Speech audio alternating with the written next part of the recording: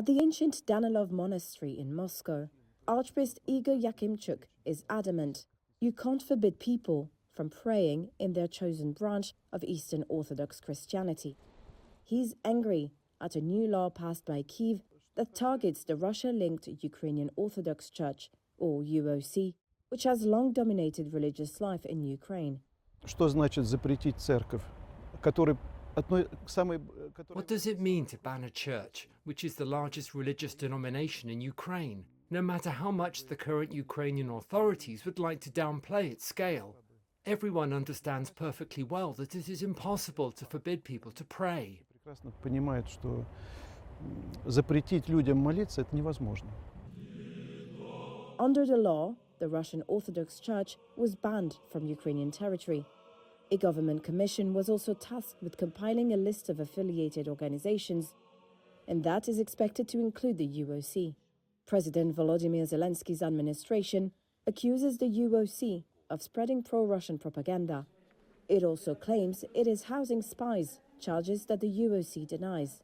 Ukrainian authorities have launched dozens of criminal proceedings, including treason charges against dozens of its clergy.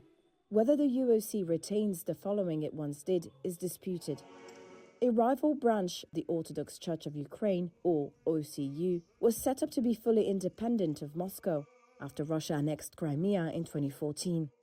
Its popularity has grown rapidly since President Vladimir Putin sent his forces into Ukraine in 2022. Meanwhile, opinion polls suggest more than 80% of Ukrainians do not trust the UOC.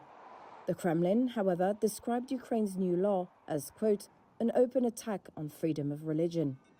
In St. Petersburg, ordinary Russian churchgoers expressed concern.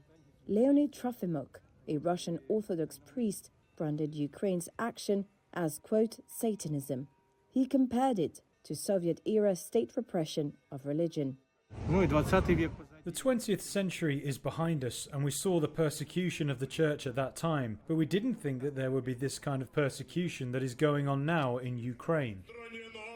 The situation is a reflection of how the war in Ukraine has divided hierarchies in the two countries, and that's even though they all adhere to Eastern Orthodox Christianity.